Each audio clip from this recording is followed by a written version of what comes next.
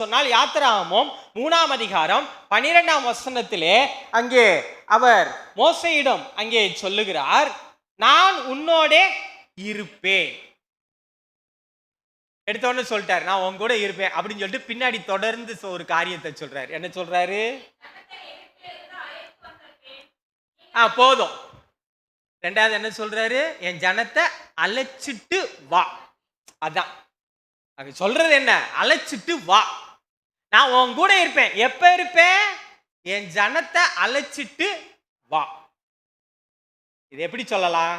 என் ஜனத்தை நீ அழைத்து கொண்டு வருகின்ற பொழுது நான் உன் கூட இருப்பேன். முதலாவது நான் பார்த்தோம், நீ வந்துட்டு என்னுடைய உறவுக்கு திரும்பி வா, நான் உன் கூட இருப்பேன். இப்ப நம்ம கூட தான் ஆண்டவர் இருக்கிறாரு. ரெண்டாவதும் என்ன சொல்றாரு சொல்லி சொன்னா, நீ போய் ஜனத்தை அழைத்து கொண்டு வா. என்ன அர்த்தம்? ஆண்டவருக்காக ஊழியம் செய். ஆண்டவர் அறியாத ஜனம் இருக்கிறது, அந்த ஜனத்தை அழைச்சிட்டு வா. ஆண்டவருக்குள்ளாக அழைச்சிட்டு வா. ஆண்டவருக்காக நாம் ஊழியம் செய்ய வேண்டும். ஆண்டவருக்காக நாம் ஊழியம் செய்கின்ற பொழுது ஆண்டவர் நம்ம கூட இருப்பார்.